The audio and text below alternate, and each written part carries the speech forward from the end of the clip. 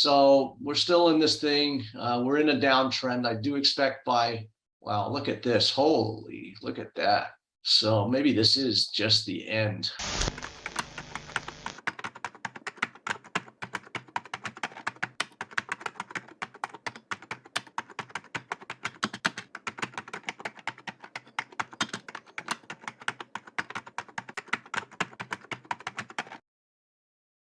This is the cues on the daily, and we did have a reversal yesterday, which gives us some view that there is some heaviness in this immediate area, but I don't know, I would go, full on with this. So you're in this channel.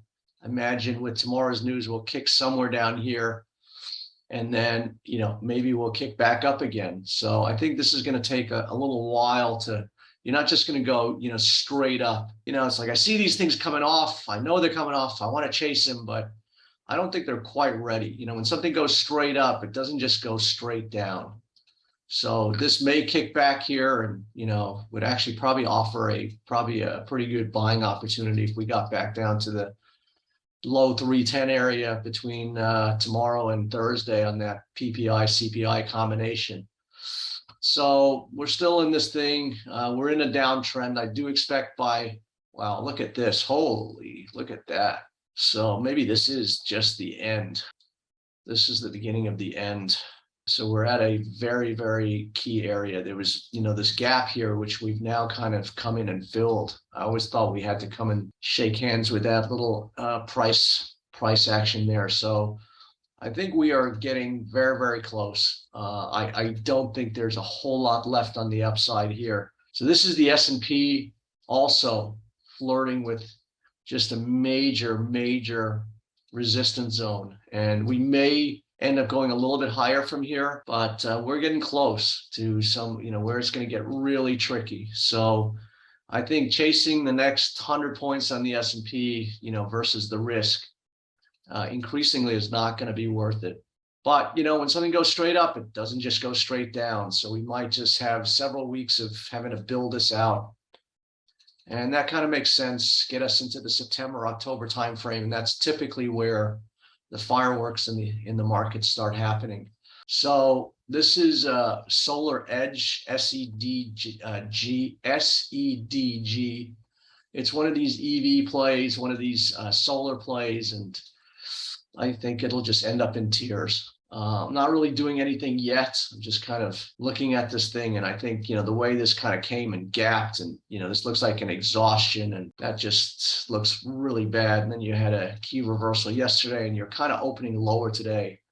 So remember, I like energy that opens, higher and then goes lower. So I'm not suggesting anything. I'm just starting to look at these things, starting to look at setups in these things. I mean, this kind of looks like a funky top, and it just looks like this thing could get taken. I did mention Moderna. I think it kind of saw its high on these earnings last week. I got gassed on that play, but that's just the way it goes. You win some, lose some. I still feel like this is going to be a $60 stock, and that, we've just we just rallied exactly. I mean, look at this, right back to the breakout area. Now it looks like you're going to have an inside weak bar, which means, that this rally is not extending. And I would guess you're not going to see last week's high. So if you know where the high is, this thing is going to go somewhere else. And yeah, I may be wrong, but somehow I don't feel it.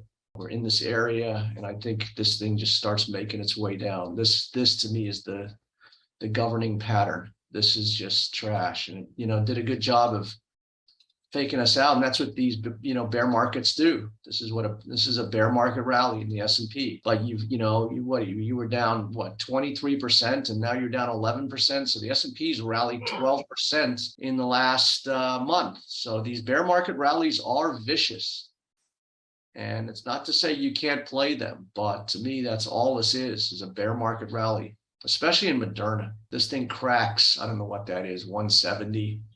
That's kind of this little uptrend line. But I think you could start shorting it in here. I think it's supposed to open a little lower today, $3-4 lower. They all look bad. Novavax just got taken out back and shot yesterday.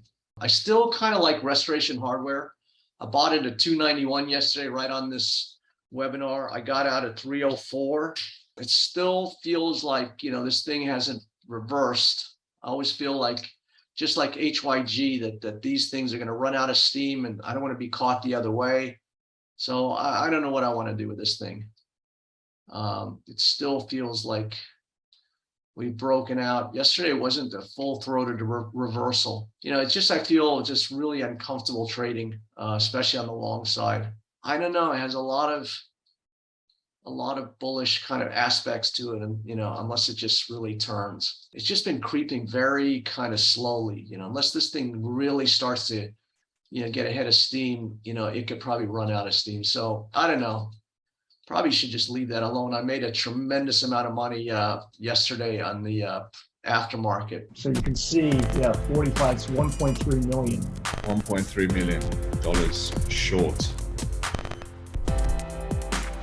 So popped out a profit for 118,000 there. So you can see how this is going crazy now. You can see how the market just going nuts. I bet like $1.6 million on this position. I'm showing right now $23,000 gain.